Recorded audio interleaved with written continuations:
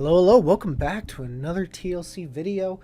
Today we're going to be reviewing a D&D 5th edition module. I think I'm going to do a couple of them here just because, I just love ranting. I love talking. I love just kind of, discussing D&D content of all kinds. Don't mind my dog back there.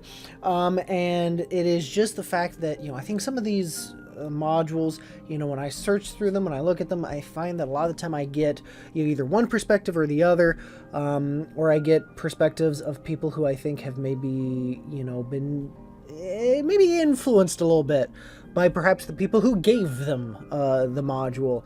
And as such, I think that some of their reviews are maybe a little colored. But again, this is my 2 cents. It is worth less than 2 cents.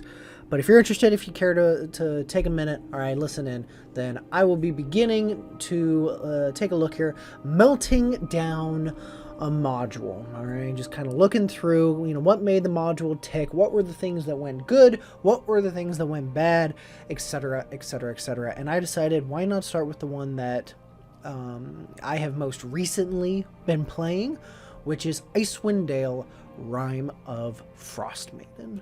All right.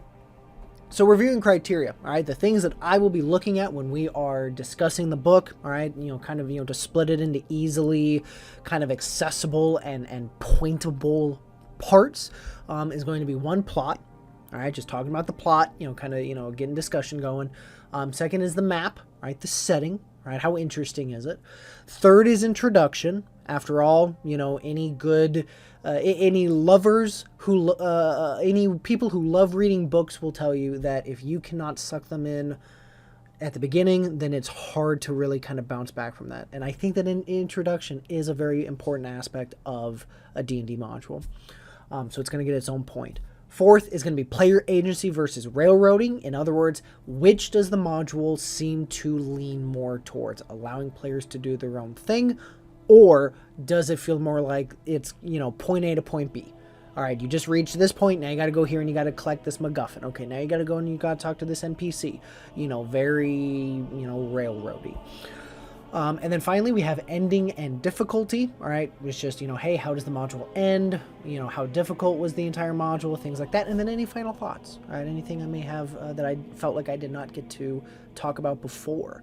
But with this discovered, let's talk a second here about my grading criteria, right? Now, normally, originally, my scale was 1 to 10, but then I realized that that's just a lot of numbers, and I feel like there really wouldn't be that much difference between, like, my 2 and my 3, my 6 and my 7, and so I was just like, fuck it, we're just gonna narrow it down to 1 through 5, right? Like, 1 through 5, it's good, it's harsh, all right? It makes it so that there's a very, now there is a comparable difference between each one. So let's go through the scale here. If I give something a 1 out of 5, then that means that it is complete and utter garbage fire. All right, it is trash. It is horrible. It is not good. Number 2 means that there might have been something I liked about it. There might have been some aspect that I found enjoyable, but a lot of it was not good. All right, it needs a lot of work to make it better. 3 is average. All right, that doesn't mean 3 is a horrible thing, right? 3 just means that, hey, there wasn't really anything to write home about, but hey, it wasn't bad. Could have been a 2. Could have been a 1. 4 is decent, right? And I have no other way to phrase that than just, 4 means good. All right, 4 means it was really good. All right, 4 is decent. 4 means that, like, hey, whatever they were trying to do, I think that they did it, and they did it in a very pleasant and thoughtful and enjoyable way as a D&D player and DM. All right, 5 is excellent. All right, 5 is amazing, great, etc., etc., etc. All right, now, as we go into this, let me just say this right off the gate that sometimes, all right, I have played in total, out of all the 5th editions modules, I have played a total of, I believe, 5. I have DM'd and played 3 of them, and I have been a DM for 1 of them that I have not been a player of, and I have only been the player of 1 of them. So basically, I've been a player in 4. So I've been a player in 4. I've been a player in DM'd 3, and then that 5th lonely one is one that I have only DM'd. I have never been a player of. All right, this one, Icewind, I have been both a DM and a player. So with that in mind, all right, just, when I start kind of reviewing things, keep that in the back of your mind that this is coming from someone who has been both, on opposite ends of the DM screen. All right, plot. I give the plot a 3, almost a 2. If I had never DM'd it, and if I didn't DM it the way that I wanted, it would be a 2. But it's a 3 because I've been a DM, and I'm like, I kind of see where they're going with it sometimes. But I give the plot a 3. All right. The reason why I give the plot a 3 is, and this is no pun intended, is because there are 3 plots going at the same time. All right. You have the fallen city. All right, you have a fallen city, a city that used to be up in the air and flying on its own accord, thanks to mithril and some of these other aspects to it. I guess I should also say, lots of plot, lots of spoiler alerts here, right? Like, if you're planning on playing the module, don't fucking watch this video, all right? Go play it and then come back in a year or something, and then check it out. All right, so there's a fallen city that you guys can explore, and there's an entire chapter, all right, in the module dedicated to your players coming in here and discovering it, which if the players find this early, if you, the DM, kind of drop hints early that this is here, and your players really go after it and really, and they get to the end, they can change the entire fucking campaign because there's time travel involved. So unless you, the DM, step in and make it so that they can't get to this point without completing these other aspects of the campaign, then they could literally do this one mission and, in theory, wouldn't have to deal with any of the other problems because they've traveled back in time. It's not the problem anymore. I don't know. I'm not a fan of that. I don't like the fact that it's like, hey, look, there are these 3 really cool storylines, because they are. And this is where the points are. A fallen, necropolis full of really cool magical things, I love.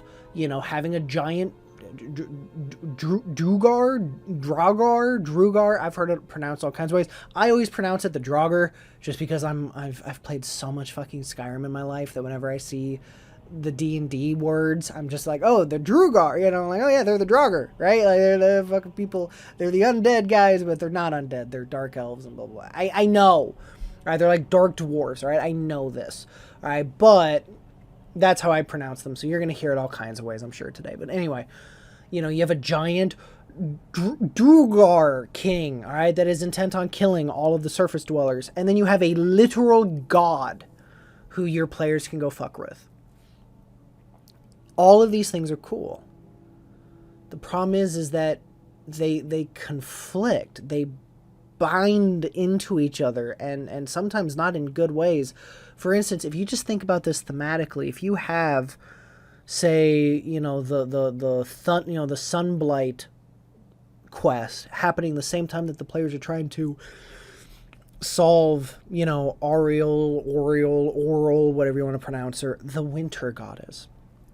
If you have those 2 quests going at the same time, and the players end up, killing Oral or stopping her, because there's a couple ways to do it, then in a way that would stop the Drugar, because the Drugar, like, their only intention of taking over the mainland, of taking over the above world, is because of the fact that, thanks to the, never-ending night cast by Oral, they can actually walk around on the surface. But if Oral's gone and sunlight and summer has returned to Icewind Dale, then they don't want to go up to the surface anymore. Now all of a sudden Sunblight's whole plan is just kind of shit. So then it just becomes like, oh, well, you guys brought sunlight back to Icewind Dale, so now I'm going to release this, fucking dragon made of rocks just to fuck with you. At which point, like, that doesn't, like, it loses so much of its edge. And so it's like, here you have these 3 plot lines, and yet they just seem to ram into each other in not very forgiving ways. So for me, the plot gets a 3. For setting, I give it a 4. All right, I don't have too much to bitch about here. I like the Icewind Dale setting. I love the theme.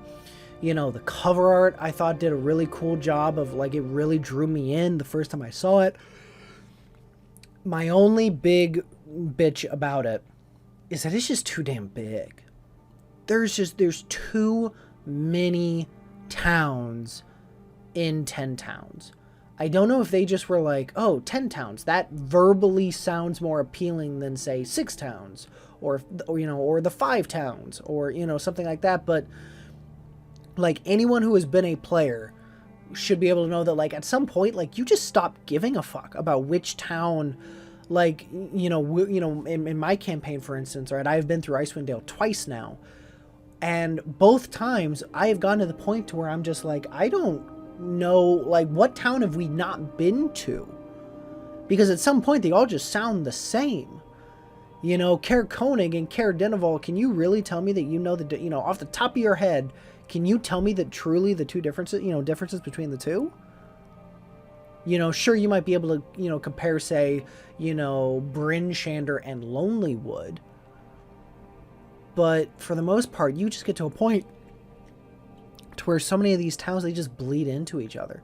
And I don't think that that's like a uniqueness. I don't think that's a DM's fault, because when I read the module, like, the module does a pretty good job, and I'm sure your DMs are doing a good job too, of really trying to make each town feel unique, and the module goes so far as to give each one, like, its coat of arms, it gives you ratings as to how, like, welcoming, how warm they are towards visitors, how they act. Like, I feel like, the module does a good job of trying to make each one feel unique, but when you got 10 fucking places, and each one has its own list of leaders and quest lines, and it's just too damn much. It's too big.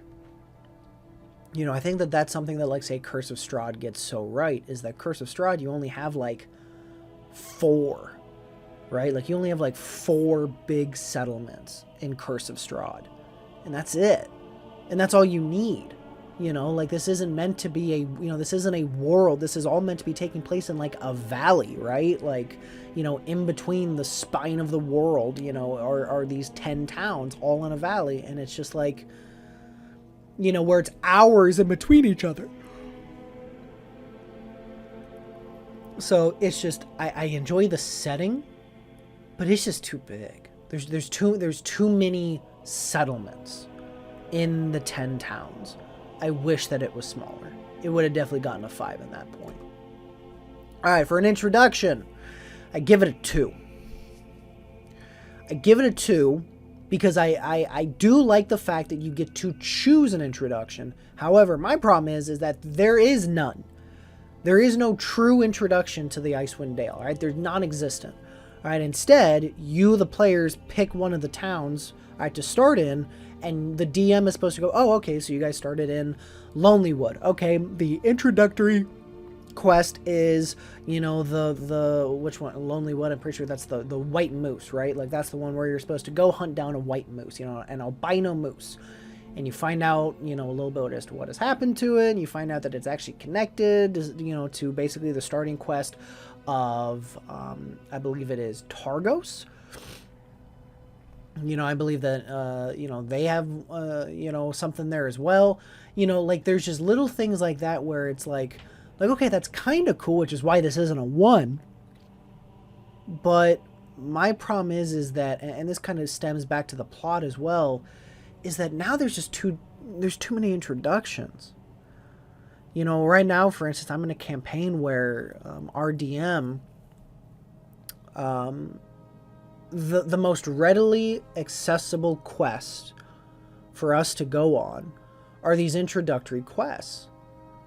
And so we spent the first, like, 5 levels going from, like, town to town to town doing that little introductory quest, so we found the pale lady whatever in East Haven, and we found the Chwingas in Caer Konig, and we, returning the lamp there. We killed the moose in Lonelywood. We went into the mine of Tourmaline. We fought the fishy thing out in Targos, and we discovered the giant that was taking the meat and good meat. Like, we've done all of these little side quests, and it made me realize that just, like, it just reinforced for me the fact that there's just too many towns, and the fact that it doesn't really lead me, like, what does killing the white moose have anything to do with any of the big plots? It has nothing to do with the Fallen City. It has nothing to do with the Drugar. The only connection it has at all is the fact that, you know, apparently the druid who awakened the white moose is serving oral. But even then, like, that doesn't go anywhere. You know, like when you go and you finally confront this druid, she's just like, yeah, I hate the 10 towns because they exile. I think it's, you know what, in fact, I take that back. I don't think she does anything with oral. I think she's literally just like, you know, like, oh yeah, you know, the 10 towns, they rebuked me and my significant other, and so I will have their, you know, my vengeance on the 10 towns. Like, she doesn't even fucking do it because of the goddess, you know, that is apparently giving her magic. Like, so, like, there's no connection to any of these starting quests to anything. And so, you know, it's like it doesn't feel like an introduction. It just feels like, oh, we started this campaign with a small little side quest, and there's 9 more of them. I don't know. I'm not a fan of it. I don't mind it. I just wish that each starting quest was like, hey, if this is the one the players start with, here is the unique ending that ties this little side quest to the rest of, you know, to either, you know, the winter goddess or the flying ship or the Drugar. I wish that each one had an ending that the DM could choose. That way, we as DMs, we could make the decision like, okay, yeah, I just want this. Like, if the players show up to East Haven and they want to go out and find out what happened with the Pale Lady, then they just, you know, I don't want to connect that to anything else. This is a simple side mission. That's all they're going to do. Then that's fine. But I wish that they gave us more choice to connect it to the bigger plots. All right, next, player agency versus railroad. I give this a 4. I give this a 4 because I'm a DM who loves giving players the freedom to make choices. I have never met a player who's been like, yes, please, I want this to feel like a Call of Duty campaign where it's, you know, from point A to point B and it's just kill everything in between.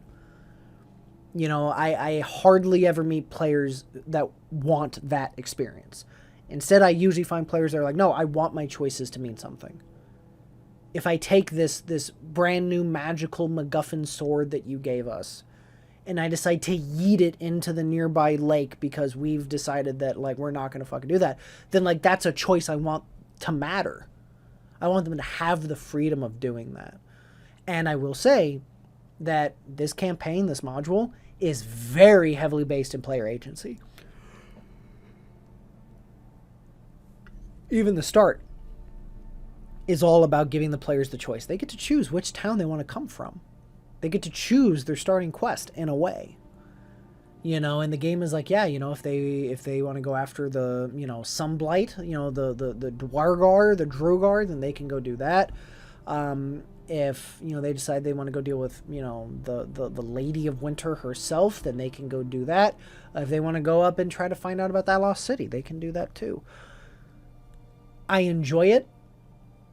But I will say that the reason it's not a 5 is because as a player, and maybe this is something that my DM, maybe this is something that he and maybe he has, I don't want to lay it down on my DM's feet.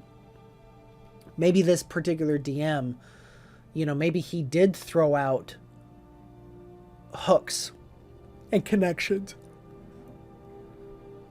and we're just missing them. And if that's true, then I apologize. However, from where I'm standing in the game, it feels like it feels like the only readily available quests for us to do, like when we show up into town and we ask all the right questions, which for me as a DM, the right questions are questions that alert to me, the DM, that the players are looking for the next bit of the story.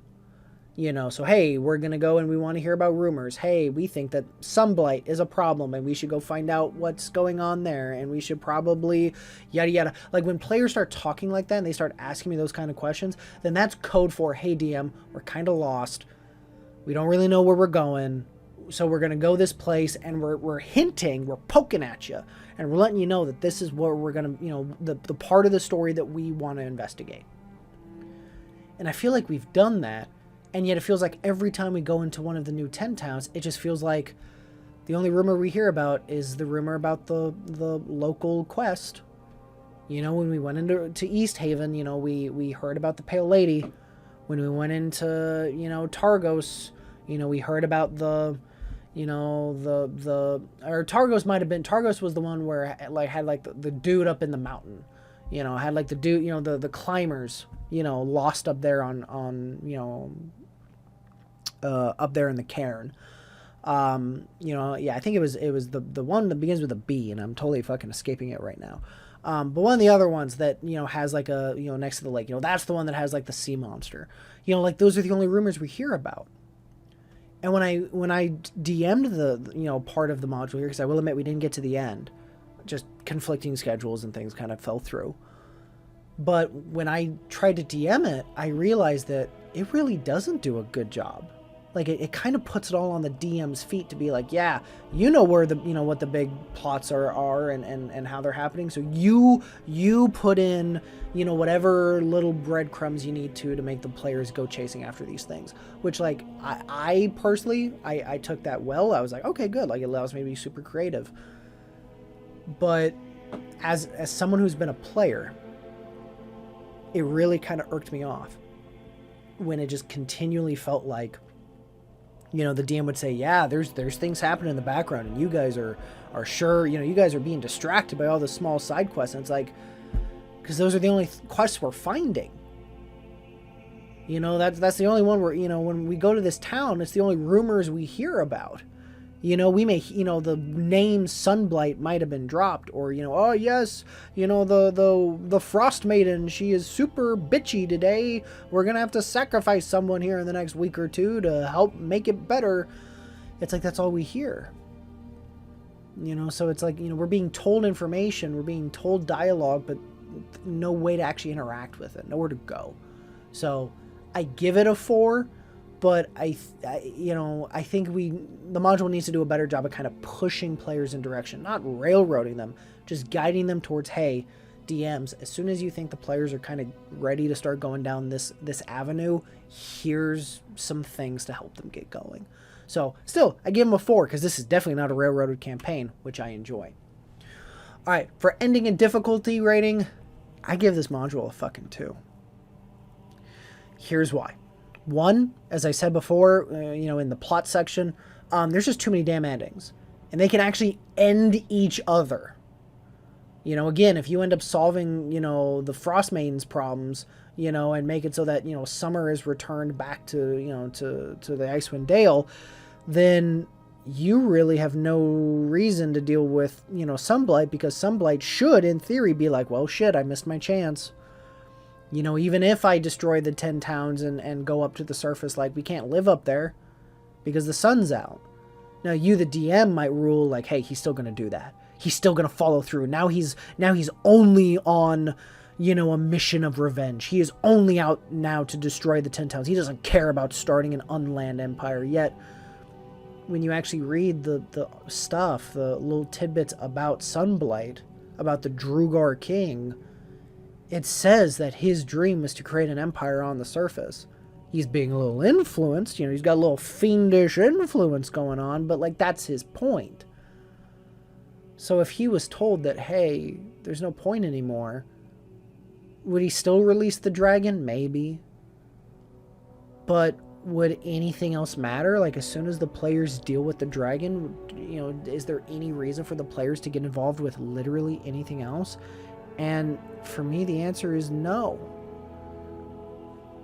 You know, so you have a situation here where you have, you know, these big plots actually end each other. And again, there's one that if you actually follow it to the T, then, you know, your players have a chance to literally go back in time. And now there's no solving the Sunblight problem. There's no solving the oral problem in this campaign. Unless you decide to allow your players to jump back through time, but yeah. And as for difficulty, this is actually a pretty damn difficult module if you follow it to the letter. Some instances. 1, the Black Cabin.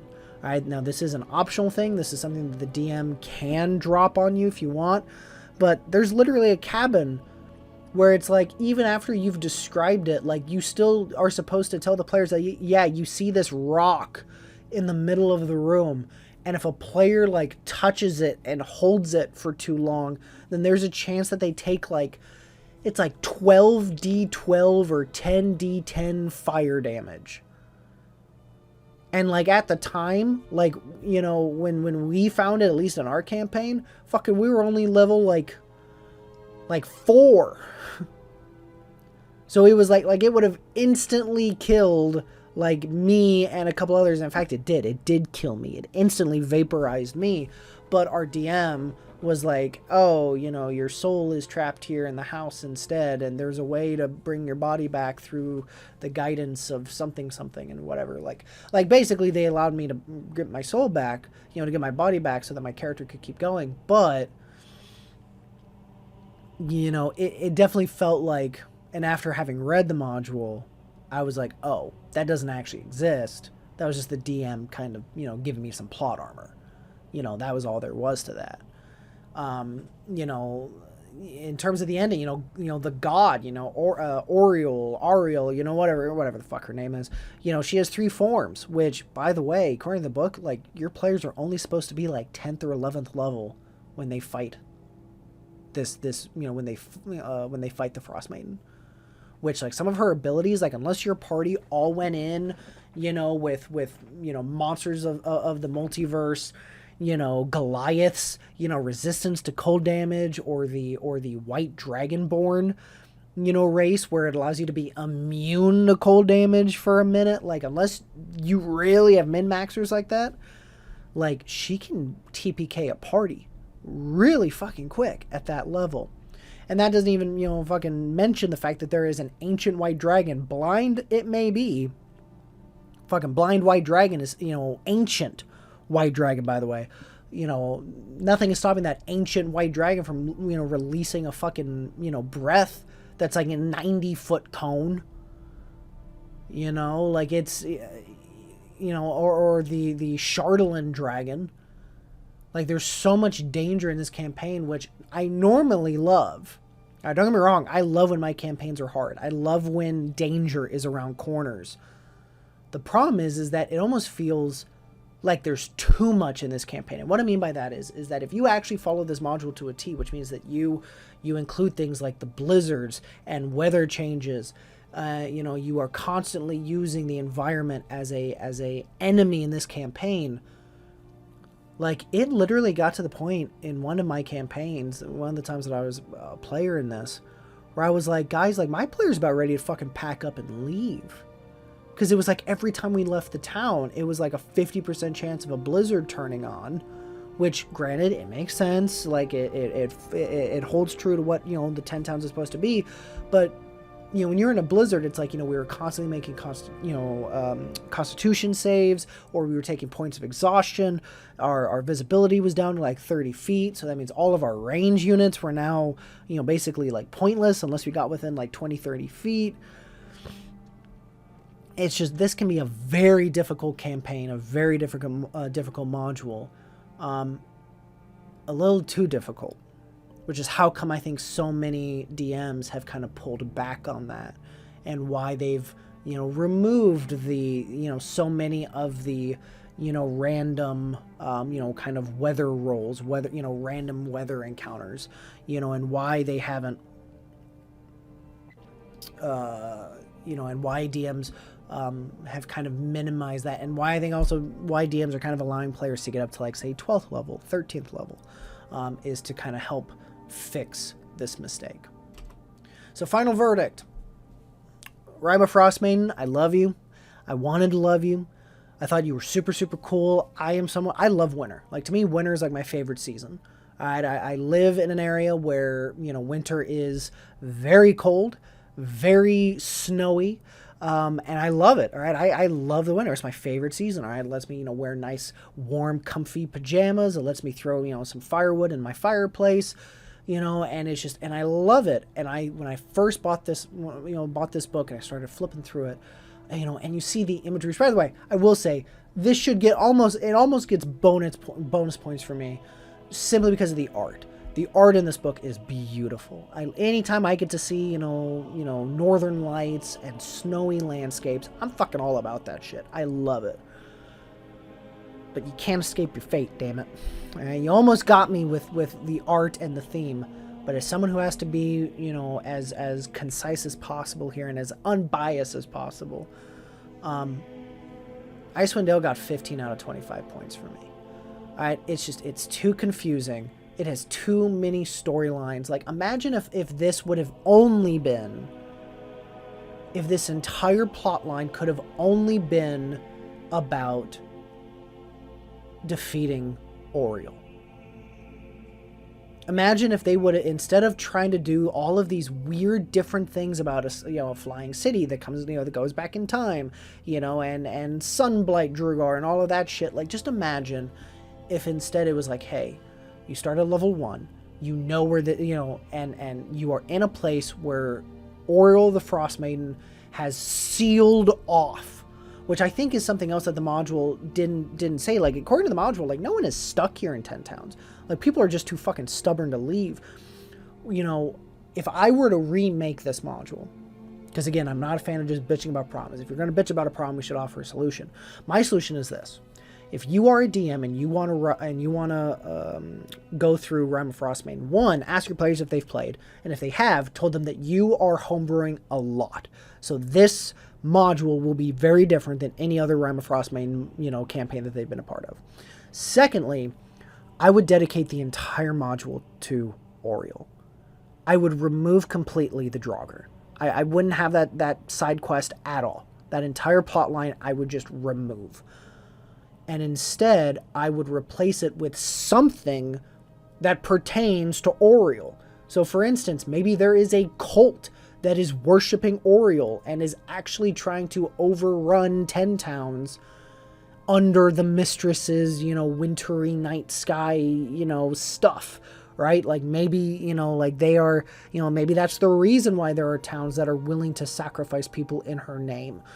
As time goes on, the 1 sacrifice every new moon turns into 5, and the 5 turns into 10, and pretty soon the towns that used to only be giving up warmth or food, now they're starting to, revert to killing people.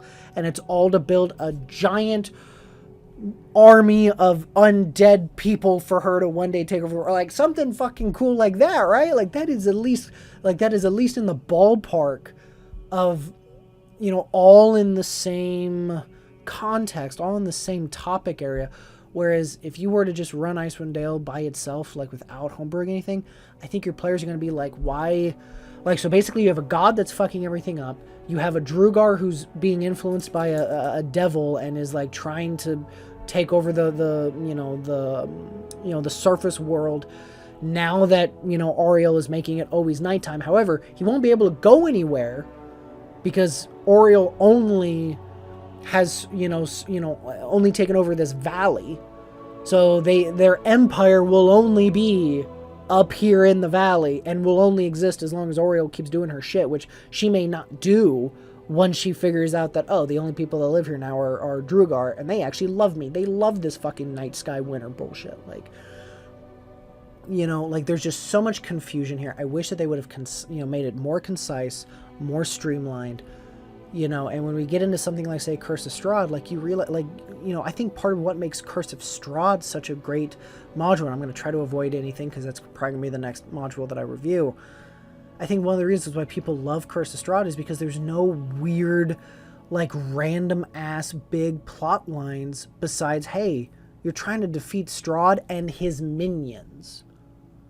Even like the werewolf thing or the werecrow, the wereraven, with the Wizards of Wine, like all of that shit, like even that stuff all pertains to the fact, like it all traces itself back to Strahd. Here, it's like you have 3 very separate campaigns that are all fighting for your attention, and I'm just not a fan. So it's just too confusing. All right, there's too many side quests because there's too many fucking towns. All right, there's too many, there's too much stuff going on. And again, there's areas of just instant death, which I just don't think are spelled out enough. The Black Cabin is not spelled out enough. The very first time you end up going to the island, the Skull Island, whatever, to face Oriel or to investigate Oriel, like, in all seriousness, like, what the fuck is stopping Oriole from showing up on her rock? Okay, and that is R-O-C, not R-O-C-K. Okay, instantly turning this into a CR, like, you know, fucking 22 fight. Having both a rock and a 3-phase goddess. Why wouldn't she always be on that rock? So why isn't it that as soon as the players show up on her, you know, on her island, why doesn't she just go down in there and kill them all? Oh yeah, it's because you want to give your players a fighting chance and hopefully have them not die instantly. But, like, that's not believable to me. You know, it's just, this is what I'm talking about, where it's like even Wizard of the Coast knew that, like, hey, some of this stuff is too dangerous, so we're going to make it so that just doesn't happen. And that just doesn't work for me. So I'm sorry, Rime of Frostmaiden. I'm sorry, Icewind Dale. I tried to love you. I thought you were really cool. And I think with some homebrewing, I think you can make this awesome. I enjoyed it when I DM'd for it. That is exactly what I did. I streamlined things. I removed, you know, the Drugar and stuff like that so that, you know, and I replaced it with something more dedicated, you know, more focused in on, you know, the Frostmaiden herself. The players seemed to really enjoy it. They loved that the story seemed very much like us versus her and not us versus her and this other guy and this other guy and his dragon and this other, like, it was just, hey, we know who the enemy is. We know the reason for why things are happening. We are gaining allies. We're gaining footholds. We're trying to get better, and we will see this at the end. I loved it when it got to that point, but it required homebrewing, which I don't think module... Like, if that's what it is, in order for me to say a module is good, if I have to homebrew, means it can't be good by itself. So, 15 out of 25, which, if any of you math nerds are here, then I'm afraid that gives this module a big, fat D-.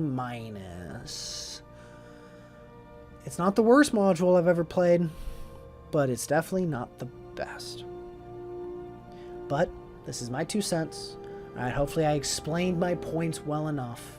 And whatever the case, I hope you enjoyed, and I will catch you next time.